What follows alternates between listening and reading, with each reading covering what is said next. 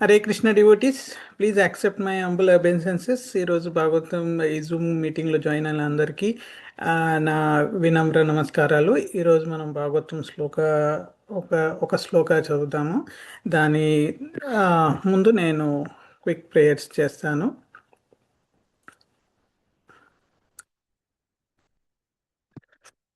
ఓం నమో భగవతే వాసుదేవాయ. ఓం నమో భగవతే వాసుదేవాయ. ఓం నమో భగవతే వాసుదేవాయ. నారాయణం నమస్కృత్య నరం చైవ నరోత్తమం దేవీం సరస్వతీం వ్యాసం తతో జయముదారయేత్. నష్టప్రాయషు భద్రేషు నిత్యం భాగవత సేవయా భగవతే ఉత్తమ శ్లోకే భక్తిర్భవతి నైష్టికీం. జై శ్రీకృష్ణ చైతన్య ప్రభు నిత్యానంద శ్రీ అద్వైత గదాధర శ్రీవాసాది గౌరవ భక్త వృంద. హరే కృష్ణ కృష్ణ కృష్ణ హరే హరే, హరే రామ రామ రామ హరే హరే. హరే కృష్ణ కృష్ణ కృష్ణ హరే హరే, హరే రామ రామ రామ హరే హరే. హరే కృష్ణ కృష్ణ కృష్ణ హరే హరే, హరే రామ రామ రామ హరే హరే. సో ఈరోజు మనము శ్రీమద్ భాగవతంలోని 4వ స్కందంలో 4వ వర్ణ సృష్టి క్రియేషన్ ఆఫ్ 4th ఆర్డర్లో 26వ అధ్యాయంలో మనము 21వ శ్లోక చదువుతున్నాము. ఆ అధ్యాయం పేరు పురంజనుడు వేటకు వెళ్ళుట, రాణి కోపగించుట. ఆ అధ్యాయంలో మనం 21 శ్లోకం పురంజనుడు మాట్లాడుతున్నాడు అన్నట్టు. క్షమించండి, నా సంస్కృతి అంతగా రాదు, ఇంగ్లీష్లో చదువుతున్నా. పురంజన ఉవాచ నూనాం త్వా అకర్థ పుణ్యాస్తే భృత్యా యస్వి ఈశ్వరా శుభై కర్తా గస్త్వాత్మసత్కృత్వా శిక్షాదండం న యుంజతే. లక్ష్మీమాతాజీ దీని సాంస్క్రిట్ శ్లోకము, తెలుగు తాత్పర్యము ప్రభుపాద్ పర్పోర్టు చదువుతారు. Take over Mataji. Hare Krishna. Thank you Prabhuji. Hare Krishna. ఈరోజు శ్రీమద్ భాగవతం చతుర్థ స్కందం అధ్యాయం 26. అధ్యాయం పేరు పురంజనుడు వేటకి అరణ్యమునకు వెడలుట నుండి 21 శ్లోకం చదువుతున్నాం. పురంజన ఉవాచ నూనం త్వకృతా పుణ్యాస్తే వృత్యా యేషు ఈశ్వరాః శుభే కృతాగః స్వాత్మా సాత్కృత్వా శిక్షాదండం న యుంజతే. పురంజనుడు పలికెను, ఓ కళ్యాణి, సేవకుణ్ణి తన వానిగా భావించిన యజమాని అతడు చేసిన అపరాధములకు శిక్ష విధించనప్పుడు ఆ సేవకుడు దురదృష్టవంతుడే అని భావింపబడును. వైదిక నాగరికతను అనుసరించి పెంపుడు జంతువులను సేవకులను స్వీయ సంతానం వలె చూడవలెను. పెంపుడు జంతువులను సంతానమును కొన్ని మార్లు ప్రేమవశమున దండించుట జరుగుచుండును, కాని అది ఎన్నడను ప్రతీకారముతో కాదు. అదే విధముగా యజమాని కొన్ని మార్లు సేవకుని దండించుట అనున్నది అతనిని సరిదిద్ది మంచి మార్గములోనికి తెచ్చుట కొరకే అయ్యుండును. అది ప్రేమవశముననే జరుగును గాని ప్రతీకారంతో కాదు. ఆ విధముగా పురంజనుడు రాణి వసుకుని శిక్షను తనపై కరుణను చూపుటగా భావించెను. రాజు కావించిన పాపకర్మలకు ఆమె అతనిపై కోపం చూపినది. పాపకర్మలనగా భార్యను ఇంట వదిలి అరణ్యమునకు వెడలుట వంటివి. ఆ శిక్షను పురంజనుడు తన భార్య చూపిన నిజమైన ప్రేమ అనురాగములుగా భావించెను. అదే రీతిగా భగవత్ సంకల్పముచే ప్రకృతి నియమముల ద్వారా ఎవడేని శిక్షింపబడినప్పుడు కలతకు గురికారాదు. భక్తుడు తనకి ఏదేని విపత్కర పరిస్థితి ఏర్పడినప్పుడు దానిని భగవత్ కరుణగా తలచును. తత్తే అనుకంపాం సుసమీక్షమాను భృంజాన ఏవాత్మకృతం విపాకం హృద్వాగ్వ ఉభిర్విదదన్ నమస్తే జీవితయో ముక్తిపదే సాధాయ భాక్ అని శ్రీమద్ భాగవతం 10వ స్కందం చెప్పబడింది. భక్తుడు తన జీవితమునందరి అపజయమును కష్టమును భగవద్ అనుగ్రహముగా గ్రహించి భగవంతునికి మరింత అధికంగా వందనములను స్తుతులను అర్పించునని ఈ శ్లోకము తెలుపుచున్నది. గత పాపకర్మల వలన అట్టి శిక్ష కలిగినదని అయినను భగవంతుడు తనకు తేలికపాటి శిక్షను విధించినాడని అతడు తలపోయును. మనిషి చేసిన తప్పులకు ప్రభుత్వము లేదా భగవంతుడు వసెడి శిక్ష ఆ అపరాధి లాభము కొరకే అయ్యుండును.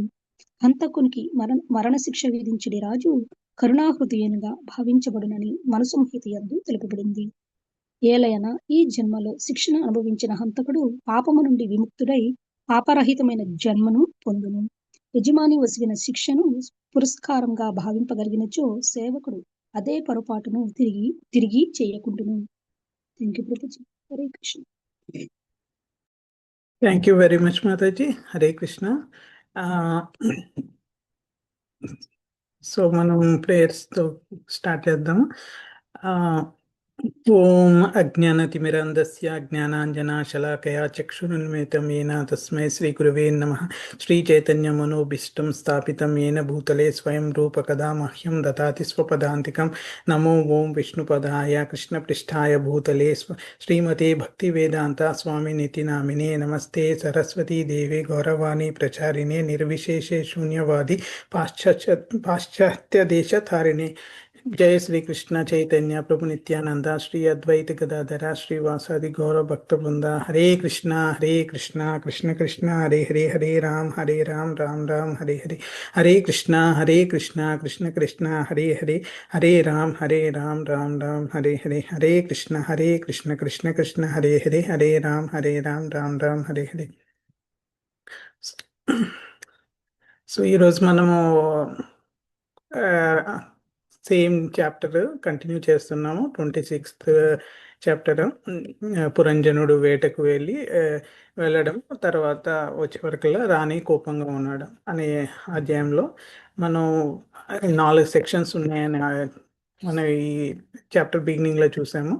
దాంట్లో మనం లాస్ట్ సెక్షన్కి వచ్చామన్నట్టు. ఫస్ట్ 3 సెక్షన్స్ ఏంటంటే మనం ఫస్ట్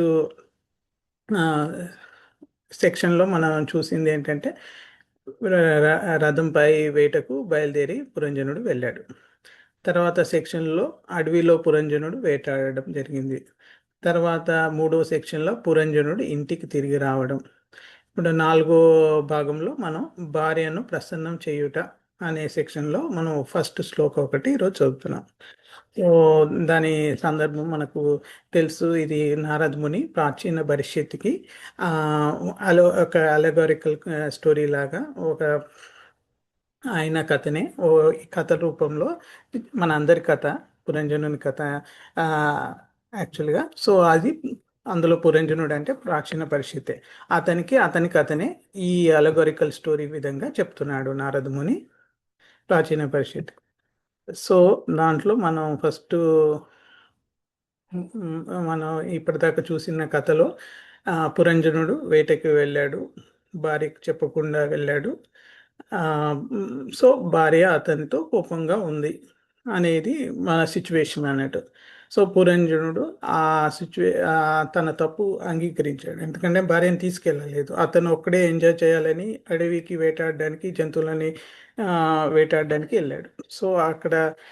సో అతను ఆ తప్పుకు అంగీకరించాడు అన్నట్టు. సో దానికి రెడీగా ఉన్నాడు శిక్షించు అని సిచ్యువేషన్కి. బికాజ్ తప్పు చేశాను, నాకు శిక్ష ఇస్తే డెఫినెట్గా నేను చేంజ్ అయ్యి మళ్ళీసారి అలాంటి తప్పు చేయను అనే విధంగా సిచ్యువేషన్లో భార్య దగ్గర ఉన్నాడు అనే సిచ్యువేషన్లో ఆ సందర్భంలో ఆ స్టోరీలో మనం ఇక్కడ ఉన్నాం అన్నట్టు. సో మనకు మెయిన్గా ఈరోజు నేర్చుకోవాల్సిన థీమ్స్ ఏంటంటే శిక్ష మామూలుగా మనం చూస్తాము, స్టూడెంట్కి టీచర్ ఇస్తుంది. మన చిన్నప్పుడు ఇండియాలో చూసాము క్లాస్లో. ఇక్కడ డిఫరెంట్ శిక్షలు ఉన్నాయి, బట్ అక్కడైతే డెఫినెట్గా ఒక అట్టెతో కొట్టేవాళ్ళు. ఎందుకంటే నెక్స్ట్ టైం హోంవర్క్ చేసి వచ్చేవాళ్ళు, హోంవర్క్ చేయనప్పుడు కొట్టడం అలాంటివి జరిగేవి మన చిన్న ఏజ్లో ఉన్నప్పుడు శిక్ష టీచర్లు. సో వాళ్ళు మనల్ని సరిదిద్దడానికి కోసం శిక్ష ఇచ్చేవాళ్ళు. సో అది ప్రేమతో ఇచ్చిన అది మనకు శుద్ధి చేస్తుంది అనేది ఒక థీమ్. సో మనకు అలాంటి తప్పు చేసినప్పుడు శిక్షించకపోవడం అనేది యాక్చువల్గా ఏంటంటే అది మనని మార్చలేదు. సో ఓకే వీడు మనం తప్పు చేసినా అంటే స్కూల్కి లేట్ వచ్చినా ఏం కాదు అనే విధంగా ఉందనుకోండి, అప్పుడు డిసిప్లిన్ లేదన్నట్టు.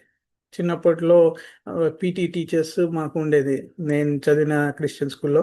సో దాంట్లో వాళ్ళు లేట్ వస్తే, టైం లేట్కి వస్తే ఆ పీటీ టీచర్ కట్టెతో కొట్టారు. సో అలా చాలా మందికి జరగడం నేను చూశాను. సో ఆ కట్టే భయానికైనా నేను ముందే ఉండేవాడిని, తిన్నా తినకున్నా వెళ్ళిపోయేవాడిని స్కూల్కి. ఆ కట్టెతో కొట్టడం అదే చాలా పనిష్మెంట్లు ఇచ్చేవాళ్ళు లేట్కి వస్తే.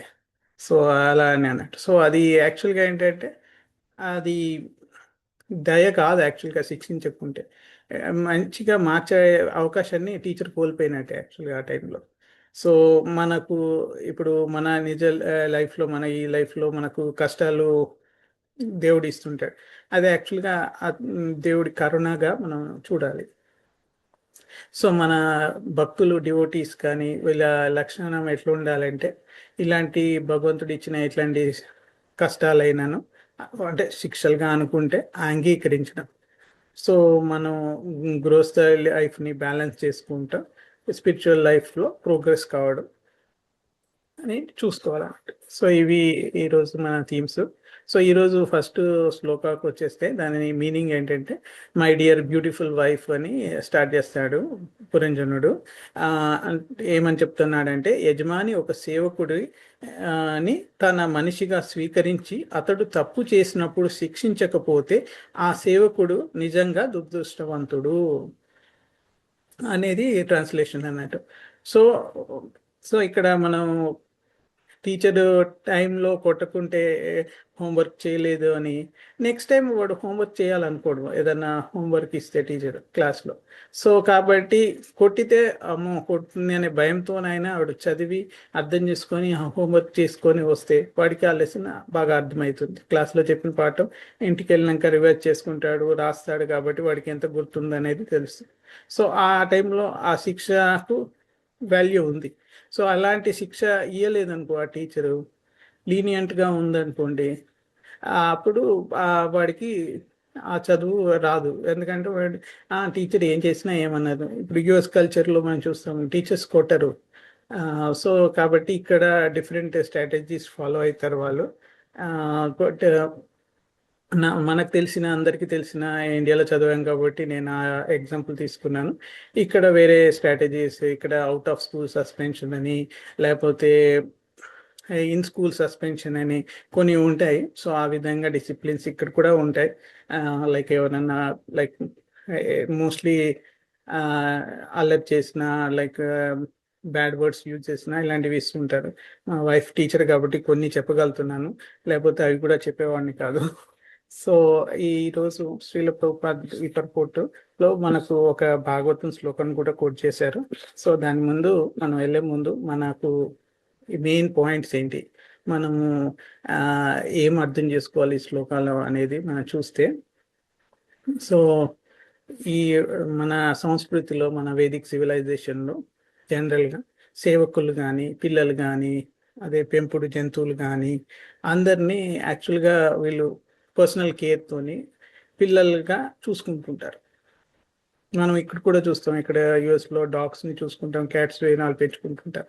వాళ్ళు ప్రేమగా బెడ్రూమ్లో కూడా తీసుకెళ్ళి దానికి అన్ని సపరేట్లు చేస్తూ ఉంటారు.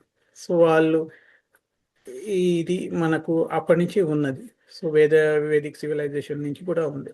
సో ఇది మనము మదరు ఎప్పుడైనా పేరెంట్ టీచర్ కానీ పిల్లలకు శిక్షిస్తే అది ద్వేషంతో కాదు, అది సంస్కారంతో వాళ్ళని మార్చాలి, పద్ధతిగా మార్చాలి అనే ఉద్దేశంతో అనేది మనం అర్థం చేసుకోవాలి. సో ఇక్కడ అతను భార్యను వదిలేసి ఒంటరిగా అడవికి వెళ్ళాడు, వేటాడడానికి వెళ్ళాడు, పాపకార్యం చేశాడు వదిలేసి భార్యని అనేది అతను తెలుసుకున్నాడు. సో భార్య కోపమే అతనికి శిక్ష. సో ఆ ప్రేమతో ఇచ్చిన దయ అని పురంజనుడు భావించాడు.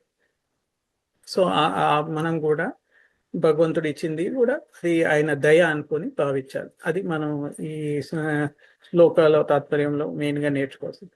సో భగవంతుని శిక్ష మనని శుద్ధి చేస్తుంది. సో ఇలాంటి కష్టాలు మనని భక్తిలో ఇంకా ప్యూరిఫై చేస్తాయి అనేది గుర్తుపెట్టుకో. సో మనం చేయాల్సింది ఏంటంటే భక్తి మనం కంటిన్యూ చేస్తూ ఉండాలి, డైలీ బ్యాలెన్స్ చేసుకోవాలి. మన చాంటింగ్ నిన్న నేను సండే క్లాస్లో వింటుంటే 99% మన భక్తి మన చాంటింగ్ మీదే ఉంటుంది.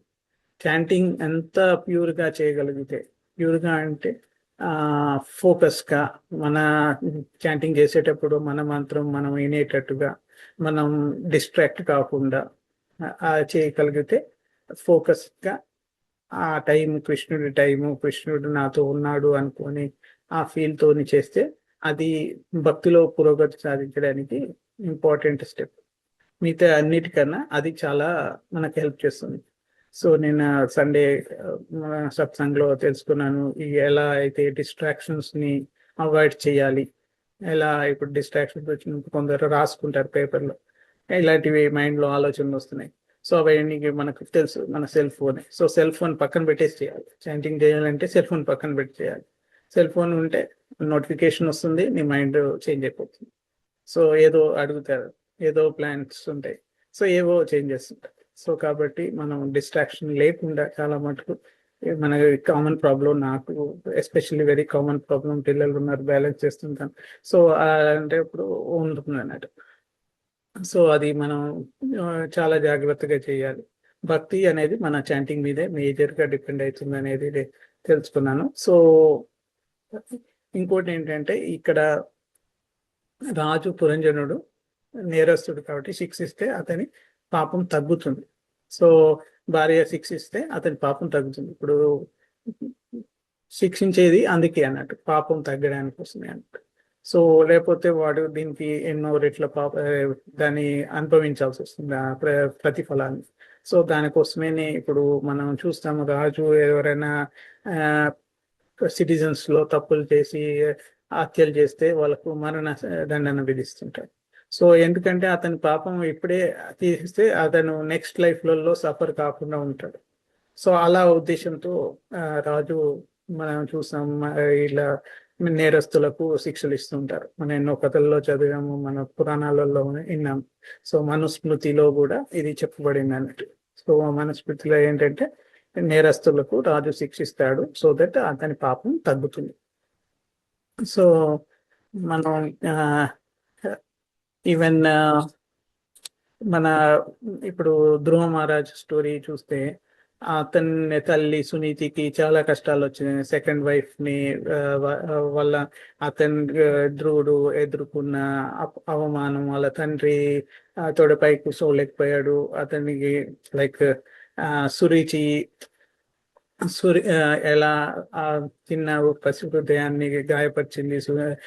అప్పుడు అతను తల్లి దగ్గరికి వస్తాడు, సునీతి దగ్గరికి వస్తే సునీతి ఏమని చెప్పింది, ఒకటే చెప్పింది, ఎస్ కష్టాలు వచ్చినప్పుడు దేవుణ్ణి ఆశ్రయించాలి. సో అది నీ లైఫ్ లో అది ఉంది అని గ్రహించాలి. అంటే తల్లిని వేరే సెకండ్ స్టెప్ మదర్ సురుచిని తిట్టాలని ఆమె మీద ద్వేషం పెంచుకోమని చెప్పదు. సో ఆమెదేం తప్పు లేదు, ఆమె మీద ద్వేషం పెంచుకోక్కర్లేదు. ఇది నీ ప్రారంభ కర్మ, నీవే నా కడుపులో పుట్టినందుకు నీకు ఇచ్చిన కష్టాలు అనే విధంగా చెప్తుంది. నువ్వు చేసిన పూర్వజన్మ పాపాల వల్ల నీకు ఇది వచ్చినది అనే టైప్లో చెప్తుంది అన్నట్టు. సో కానీ మెయిన్గా ఏంటంటే ఇలాంటి సిచ్యువేషన్లో మనం దేవుడిని ఆశ్రయించాలి అనేది మెయిన్గా ఎసెన్స్గా చెప్తుంది తల్లి. సో కష్టం వచ్చినప్పుడు దానికి మనము అది శిక్షగా అనుకొని ఇది మన శుద్ధి చేస్తుంది, మనకు ఇది అవకాశం ఉంది, ఇది మన శుద్ధి చేస్తుంది, మన ఈ శుద్ధి అయిపోతే మనం భక్తిలో పైకి వెళ్తాము అనేది మనం అర్థం చేసుకోవాలి. ఇది మన ఈ క్యాంటోన్లోనే మనం చూసాము. తర్వాత మన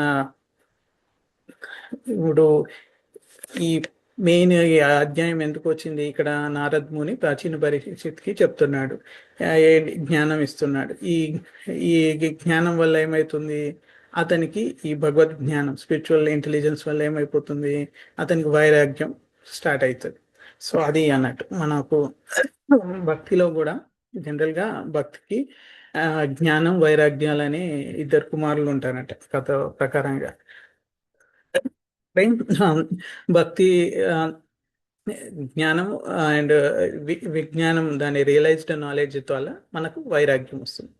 సో ఆ వైపు వెళ్ళాలి అన్నట్టు. వైరాగ్యం అంటే భగవంతునిపై ప్రత్యేకంగా అటాచ్మెంట్ పెరగడము, లవ్ పెరగడము, భౌతిక మెటీరియల్ అటు అటాచ్మెంట్ తగ్గిపోవడం అన్నట్టు. వైరాగ్యం అంటే మెటీరియల్ డిటాచ్మెంట్ అండ్ భగవంతుడి మీద అటాచ్మెంట్. సో ఇవన్నీ మనం జనరల్గా భక్తి ప్రారంభించినప్పుడు మనకు ఇవి ఈ ఇనిషియల్ స్టేజెస్ ఆఫ్ భక్తిలో మనకు ఆ, ఇట్లాంటి క్లేశాలు వస్తుంటాయి. అవి మనకు ఈ నాలెడ్జ్ వల్ల తగ్గిస్తుంటుంది. బికాజ్ మనకు విజ్ఞానం వచ్చిన అంటే వైరాగ్యం వస్తుంటుంది. సో భక్తి వల్ల జ్ఞానం, తర్వాత జ్ఞానం నుంచి విజ్ఞానం, తర్వాత వైరాగ్యం. సో అది వస్తుంది. తర్వాతే ఇవన్నీ ఇనిషియల్గా అయినాకనే మనకు ఎటర్నల్ బ్లిస్ కానీ మన హ్యాపీనెస్ కానీ పెరుగుతూ ఉంటుంది. సో అది మనకు ఇమీడియట్గా రాదు. స్టార్ట్ చేసిన కృష్ణ కాన్షియస్నెస్లో ఉన్నప్పుడు రాదు. So as time goes, as మన అనర్థాస్ నివృత్తి అవుతుంటుంటే, మనం ప్రోగ్రెస్ అవుతుంటుంటే మనకు ఇవన్నీ క్లేశాలు తగ్గిపోయినాక మనకు అప్పుడు ఆనందం వస్తూ ఉంటుంది. మనం ఇంకా స్ట్రాంగ్గా అనుకొని ఇంకా స్ట్రాంగ్గా మనం భక్తిలో కృషి చేయడం వల్ల ఆ, సుఖం వస్తుంది అన్నట్టు. శాశ్వతమైన ఆనందం వస్తుంది మనకు. అది అతతో బ్రహ్మ జిజ్ఞాస అంటాడు. సో ఇది ఎప్పటి నుంచో మనకు టైం ఇమ్మెమోరబుల్, ఎప్పటి నుంచో మన ఎన్నో జన్మల నుంచి ఉంది, ఎప్పుడో ప్రారంభమైంది. సో ఇది బయట సుఖం ఉందనేది మన ఈ ఆశ ఎప్పుడు చనిపోయినప్పుడే, అప్పుడే మనిషి నిజంగా ఆధ్యాత్మికంగా ప్రోగ్రెస్ స్టార్ట్ చేసినవాడు, దానికి అర్హత పొందినవాడని మనం అర్థం చేసుకోవాలి. సో ఇక్కడ పురంజను పరిస్థితి ఏంటి? ఫస్ట్ తప్పు చేశాడు, భార్యని వదిలేసి ఒంటరిగా అడవికి వేటాడడానికి వెళ్ళాడు, అది తప్పు. తిరిగి వచ్చినాక భార్య కోపం. సో పురంజనుడు ఏం చెప్తున్నాడు? నేను నీ సేవకుడిని, నువ్వు నన్ను శిక్ష ఇస్తే అదే ప్రేమ అనుకుంటాను, శిక్షించకపోతే నేను దురదృష్టవంతుని అని అనుకుంటాను. ఈ శ్లోకాలు చెప్పింది ఇంతే. ఒక స్వామి సేవకుడని స్వీకరించినప్పుడు, అతన్ని తప్పు చేసినప్పుడు శిక్షించకపోతే ఆ సేవకుడు అభాగ్యుడు, దురదృష్టవంతుడు అని. సో అది మనకు ఇది యాప్ట్గా అర్థమైంది. సో దీంట్లో ఎలా చూడాలి మామూలుగా ఈ శిక్షని భక్తులు అనేది కూడా మనం తెలుసుకున్నాము. భక్తులు ఎలా చూస్తారు ఈ ఈ శిక్షలని. సో మనకు ఇప్పుడు ఎవరైనా సరే కఠినంగా యారు రఫ్గా మాట్లాడారు అనుకోండి, ఇతరులపై దయ లేకుండా, లైక్ నా తప్పును నేనే శిక్షించుకోవాలి, ఇతరుల తప్పులను క్షమించాలి అనే విధంగా ఉన్నారనుకోండి. ఇప్పుడు అంటే సెల్ఫ్ మైన మాత్రం కఠినంగా ఉండాలి, వేరే వాళ్ళ మీద మాత్రం దయతో ఉండాలి. సో నేను ఏదైనా తప్పు చేస్తే నేను బాగా శిక్షించుకోవాలి. ఎస్, నేను ఈరోజు టైం వేస్ట్ చేశాను, ఈరోజు ఇంకా చాంటింగ్ కంప్లీట్ చేయలేదు. సో అలా అనిపించినప్పుడు నేను నో, చాంటింగ్ టైంలో చేయాలి, నేను ఇంకా భగవద్గీత ఏమీ చదవలేదు అలా ఉన్నానుకో, దానికి అదే వేరే వాళ్ళు తప్పులు చేస్తే క్షమించగలగాలి. సో అది మనం ఫస్ట్ వేరే వాళ్ళ మీద దయతో ఉండాలి. తర్వాత శిక్ష అనేది శుద్ధి చేసే మార్గం అని అర్థమైంది. శిక్ష లేకపోతే పాపం పెరుగుతుందని అర్థమైంది. శిక్షిస్తే పాపం తగ్గుతుంది. సో శిక్షని మనం ఒక బహుమతిగా, ఒక గిఫ్ట్ లాగా చూడాలి. సో దేవుడు నన్ను శిక్షిస్తుండు అంటే దేవుడు నన్ను ప్రేమిస్తున్నాడు, గిఫ్ట్ ఇస్తున్నాడు అని అనుకో. సో సో జనరల్గా వెనకట చాలా రాజుల కథలు, పురాణాలు నేను విన్నాను. చాలా శిక్ష అంటే వాళ్ళు సొంత కొడుకులు చేసినా కూడా తప్పుని వాళ్ళు శిక్షించేవాళ్ళు. తప్పే. ఇప్పుడు పొరపాటున ఏదైనా రథ చక్రాల కింద ఏదైనా యానిమల్ పడి చనిపోయింటే అప్పుడు రాజు దగ్గర తీసుకెళ్తే ఆ సొంత కొడుకులు చేసినా సరే వాళ్ళకు మరణ దండను విధించేవాడు. ఎందుకంటే శిక్షిస్తే పాపం పూర్తిగా పోతుంది అనేది వాళ్ళ నమ్మకం. కాబట్టి మనము భాగవతంలో ఫస్ట్ క్యాంటోలోనే మనం చూసాము, మంచి మన పరీక్షిత్ మహారాజు కూడా శమీక ఋషి కుమారుడు శృంగి శాపం ఇచ్చాడు 7 రోజులలో మరణమని. సో అప్పుడు పరీక్షిత్ మహారాజు ఏమనుకున్నాడు? ఇది నా తప్పుకు వచ్చిన శిక్ష, కానీ ఇది దేవుడే నాకు ఈ శుద్ధి చేసుకునే అవకాశం ఇచ్చాడు ఈ విధంగా. సో ఆయన శిక్షని ఆనందంగా స్వీకరించాడు. ఆయన తిరిగి శృంగికి ఏమీ శాపం ఇయ్యలేదు. బికాజ్ మనకు తెలుసు ఆయన one of the greatest king, last Kings in మన ద్వాపర యుగంలో అర్జునుడి ఆ, మనవడు. అది తెలుసు మనకు చిన్నప్పుడే ఉత్తర కడుపులో ఉన్నప్పుడే శ్రీకృష్ణుడే రక్షించాడు. సో అలాంటి గ్రేట్ వైష్ణవ అతను. సో అలాంటి అతనికి శిక్ష, లైక్ ఆ శృంగిని శిక్షించడం కానీ అవన్నీ ఈజీ, కింగ్ కాబట్టి. కానీ చేయలేదు. దాని ఆ శాపాన్ని ఆనందంగా తీసుకొని ఆ పాపం ఇక్కడైతే కరిగిపోతుందని హ్యాపీగా ఫీల్ అయ్యి ఆయనకు భక్తి మార్గం స్పష్టం అయిపోయింది. మన సుఖదేవ్ గోస్వామి భాగవతం చెప్పి 7 రోజులలో ఆయన లిబరేషన్ పొందాడు. సో కాబట్టి మనకు అది మన భాగవతంలో ఫస్ట్ క్యాంటోలో ఉన్నది. లైక్ అసలు భాగవతం వచ్చిందే దానికోసం కాబట్టి అది యాప్ట్ అనిపించింది ఇక్కడ. సో మనం కష్టాలను ఎలా చూడాలి అనేది మనం అర్థం చేసుకున్నాం. పూర్వజన్మ కర్మల ఫలితంగా అని అర్థం చేసుకొని ఇది ముందటికెళ్ళాలన్నట్టు. సో మనం కష్టాలలో కూడా మన భక్తిని కంటిన్యూ చేయాలి. అది అనదర్ ఇంపార్టెంట్. సో మనం ఆల్వేస్ భక్తి మాత్రం ఏ సిచ్యువేషన్లో వదుకోకూడదు. దేవుని కరుణ కోసం ఆశతో ఆల్వేస్ ఉండాలన్నట్టు. మనం ఏదో ఒక టైంలో మనం ఎన్ని చేసినా కూడా ఏదో ఒక టైంలో మనకు దేవుడు వస్తుంది. సో ఇక్కడ మాతాజీ లక్ష్మీ మాతాజీ శ్లోక తాత్పర్యంలో చదివారు 10th canto 14th chapter 8th శ్లోక. నేను చదవట్లేదు, బట్ అక్కడ మెయిన్ పాయింట్ ఏంటంటే మనం భక్తుడు ఎప్పుడు ఆయన కరుణ కాజ్లెస్ మర్సీ కోసం వెయిట్ చేస్తూ ఉండాలి, పేషెంట్గా వెయిట్ చేస్తూ ఉండాలి. ఆ వెయిట్ చేసే టైంలో మనం మన పాస్ట్ కర్మల యొక్క రియాక్షన్స్ అనుభవిస్తూ ఉంటాం. కానీ మనం ఎప్పుడు హృదయంలో అతనికి అబెసెన్స్ పే చేస్తూ మనం ఆయన ఎప్పుడు ఇస్తాడా, టైం ఎప్పుడు వస్తుందా, ఆయన నన్ను కరుణించే టైం అని మనం ఆల్వేస్ మన కృష్ణ కాన్షియస్లో ఉండేసి మన భక్తి యోగా అని ప్రాక్టీస్ చేసుకుంటూ ఉంటే అలాంటి వాడు ఎలిజిబుల్, దేవుడి కరుణకు ఎలిజిబుల్ అని ఇక్కడ పర్పోర్ట్లో శ్రీల ప్రభుపాద చెప్తారన్నట్టు ఆ శ్లోకాలు. ఇక్కడ సుసమీక samana indicates the devotee earnestly waits the mercy of Supreme Lord even while suffering the painful effects of previous sinful activities. So అనే వర్డ్ని బాగా ఎంఫసైజ్ చేశారు. సో ఇది ఒక భాగవతంలో ఉంది. సో కాబట్టి మనం ఆ శ్లోకాన్ని ఈ శ్లోకాన్ని రిలేట్ చేసి చూస్తుండాలి.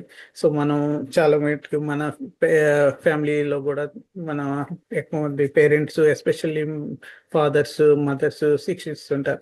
సో అది మనం సరిదిద్దడానికి అనేది అనుకోవాలి. దేవుడు కూడా మన తండ్రి, మనం భగవద్గీతలో చదివాము, నేనే బీజ పిత అని చెప్తాడు దాంట్లో. భగవద్గీతలో శ్లోకాలు ఉంటాడు. So I'm the seed giving father for all అని. సో కాబట్టి మనం అర్థం చేసుకోవాలి, దేవుడు మనకు కష్టం ఇచ్చాడు కదా, ఆయన అనుమతితోనే అది వచ్చింది అనేది మనం గుర్తుపెట్టుకోవాలన్నట్టు. మనకి ఏ కష్టం వచ్చినా కృష్ణుడు మనం అనుకుంటాం కదా, సూపర్ సోల్ ఎవ్రీ పర్సన్లో ఉంటాడు. సో వేరే వాళ్ళ నుంచి వచ్చినా కూడా అందులో ఉన్న అతనిలో ఉన్న సూపర్ సోల్ వేరే పర్సన్లో ఉన్న సూపర్ సోల్ అనుమతితోనే అతను శాంక్షన్ చేస్తేనే మనకి కష్టం వచ్చింది. లేకపోతే మన కష్టాలు అది రాసింది కాబట్టి, అదే మనకు మెటీరియల్ నేచర్ ఇచ్చింది కాబట్టి అది ఆయన శాంక్షన్ ఉంటేనే జరుగుతుంది. సో దేవుడు అనుమతి ఉంది కాబట్టి అది జరిగింది. సో ఆ విధమైన మన అండర్స్టాండింగ్ ఆ విధంగా ఉండాలి.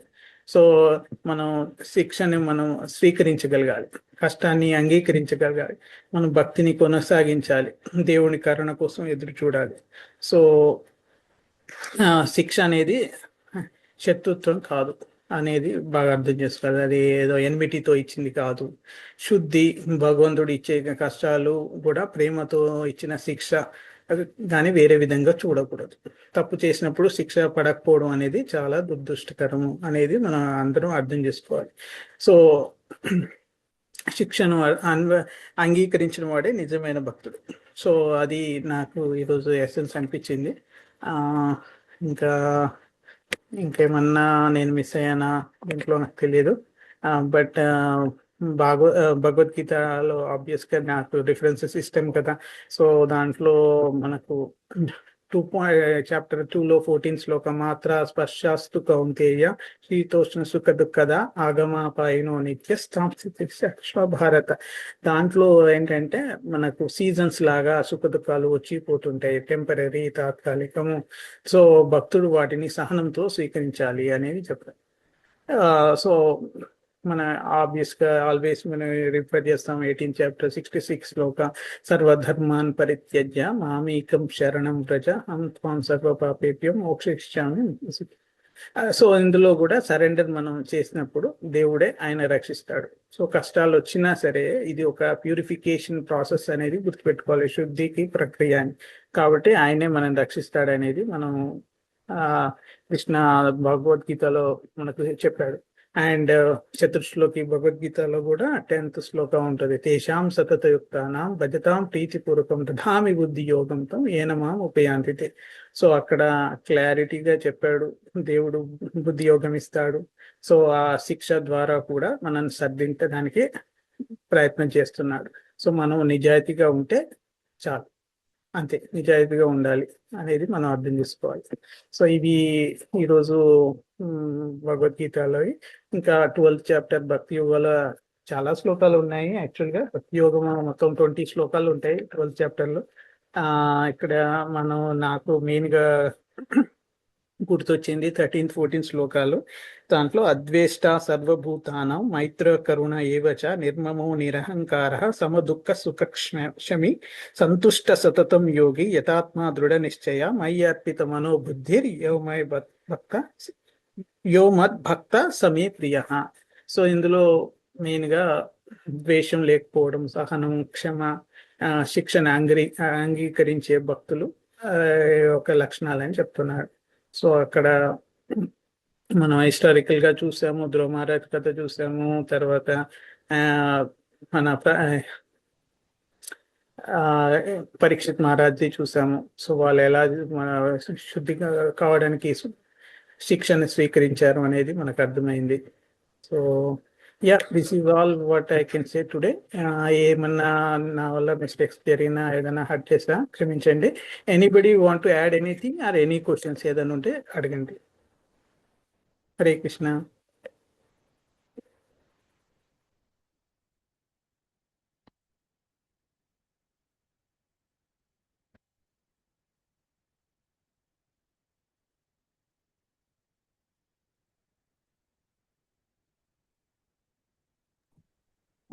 Hare Krishna Prabhuji, very well done. Hare Krishna Mataji. I mean, the message is very clear. Like, you did a good job in giving the message that, the siksha, right? The punishment is also a blessing, right? I mean, we go through sufferings, we go through tests, and we go through, we say it is prarabdha. Yes, it is a prarabdha, but still, we have to, that prarabdha is given in the right time, in the right way, and with Bhagavan's grace. So, and I think that is a big blessing. So, the message is that we have to go through that suffering and turn our mind toward Bhagavan, toward Krishna, Bhagavan, and that way, you can, I think we get through it much more successfully rather than blaming or, cursing, blaming, or negative reactions, right? So turn our mind in faith toward God would be the best way to what do you say, to kind of relinquish or diminish that prarabdha karma, whatever suffering is in our thing. So I think your message was great. Thank you so much. And the examples, and we have very famous examples like Parikshit and so many others, like, how they just take it and go through it rather than react it in such a way that the punishment is taken. And also the punishment will be given for our own good. And so those two messages are very well given. Thank you so much. Thank you, Mataji, for sharing your understanding and summarizing today's. ఈరోజు time ఎక్కువ లేదు, అంటే around 10:30 10కే నాకు చెప్పారు. So అందుకే ఒకే శ్లోక తీసుకున్నాను. Simple and అంటే యాప్ట్గా దానికి కావాల్సింది మెసేజ్ ఓకే అనిపించింది. ఈరోజు నేను నేర్చుకుంది చెప్దాము అని. ఇప్పటిదాకా ఉన్న తెలిసింది పిల్లలు మనం డైలీ చూస్తుంటాం కదా. సో మన భక్తుడి మూడ్ ఎలా ఉండాలి అనేది నాకు మెయిన్ గా అర్థమైంది అన్నట్టు. సో ఈ కష్టాన్ని అంగీకరించడం, మనం భక్తిని కొనసాగించాలి అండ్ ఆల్వేస్ దేవుడి కరుణ కోసం ఎదురు చూడాలి. అప్పుడే మనకు ఈ లిబరేషన్ కి మనం అర్హులం అవుతాము. సో ఇది శత్రుత్వంతో ఇచ్చింది కాదు. మన ఫాదర్ కృష్ణ, మనందరికీ ఫాదర్ కృష్ణ కాబట్టి మనం పిల్లలకి ఎలా ఇచ్చామో మనకు అలా కష్టాలు ఇస్తున్నాడు. ఆయన శాంక్షన్స్ చేస్తేనే ఈ కష్టాలు వచ్చాయి అనేది అర్థం చేసుకొని, ఆయన ప్యూరిఫై చేయడానికి మనకి ఇచ్చాడు అని అర్థం చేసుకుని, ఆ మూడుతో అర్థం చేసుకోగలిగితే మనం ఈజీగా దాన్ని క్రాస్ చేసే ఎనర్జీ, ఆ శక్తి అంతా ఆయనే ఇస్తాడు. సో మనం ఈజీగా మనం అదే అంటాం కదా, ఇప్పుడు బంగారాన్ని వేడి చేసి మనం ఆర్నమెంట్స్ చేయించుకుంటాం. సో అలా మనం ఇలాంటివన్నీ ట్రబుల్స్ క్రాస్ చేస్తేనే, ఇనిషియల్ క్లేశాలు ఇవన్నీ క్రాస్ చేస్తేనే నిజమైన ఆయన భగవద్భక్తిని, ప్రేమని, కృష్ణ ప్రేమని పొందగలుగుతాం. అది message Mataji. Thank you Mataji for sharing. Thank you. Yeah. Hare so Hare Krishna Sampath Prabhuji. Hare Krishna. Hare Krishna. Yes ప్రభు, మీరు చెప్పిన అదే ఫస్ట్ ఎగ్జాంపుల్ ఉంది కదా, స్కూల్లో టీచర్ కొడతారు అని. Yeah. సో అది అది యాక్చువల్ గా బెస్ట్ ఎగ్జాంపుల్. మన టీచర్స్ మనల్ని కొట్టేది ఏదో శాడిజం తో మనల్ని కర్ర పెట్టి కొట్టి మనం బాధపడుతుంటే వాళ్ళు ఆనందపడాలి అని ఏ గురువుకి ఉండదు, నిజమైన గురువుకి. సో కృష్ణుడు కూడా మనకి సేమ్ అదే. ఈవెన్ ఇప్పుడు కొన్ని స్కూల్స్ లో చూసాను, వాళ్ళని ఇట్లా చెవులు పట్టుకుని గుంజలు తీయమంటారు, ఆ తర్వాత గోడ కుర్చీ వేయమంటారు. అవి యాక్చువల్ గా కొన్ని బెస్ట్ ఎగ్జాంపుల్ ఫర్ ఎక్సర్సైజ్ అంటారు. శిక్షని అది మన మంచికి జరిగేటట్టుగానే శిక్షిస్తారు. సో అది ఒక శిక్ష అనుకుంటా. కానీ నాకు ఈ మధ్యన కొన్ని సైంటిఫిక్, అది చెవు పట్టుకుని ఇట్లా గుంజీలు తీస్తే మనకి సో ప్రభు కొంచెం కట్ అవుతుంది మీ మాట.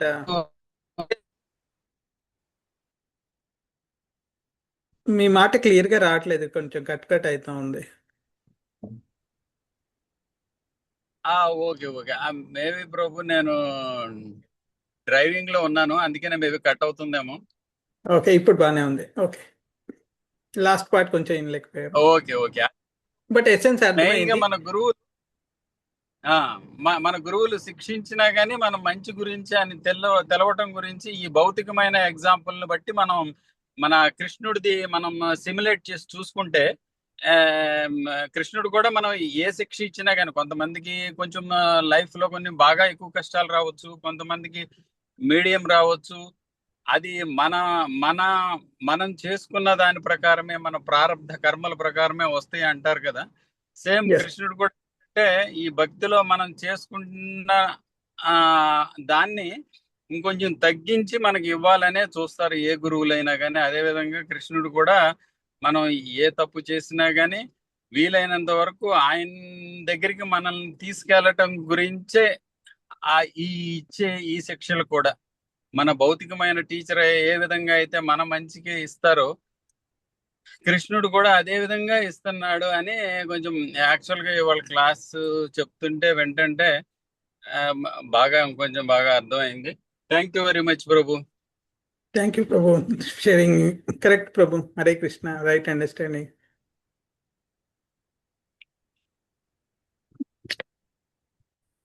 సో సో క్లాస్ ఎండ్ చేద్దామా, ఇంకెవరికి క్వశ్చన్స్ లేకుంటే? వాంఛాకల్పతరుభ్యశ్చ కృపా సింధుభ్య ఏవ చ పతితానాం పావనేభ్యో వైష్ణవేభ్యో నమో నమః. గ్రంథరాజ్ శ్రీమద్ భాగవతం की जय, श्रील प्रभुपाद की जय, अनंत कोटि वैष्णव वृंद की जय. हरे Krishna. Thank you, Prabhuji. Hare Krishna. Thank you, Mataji. Hare Krishna.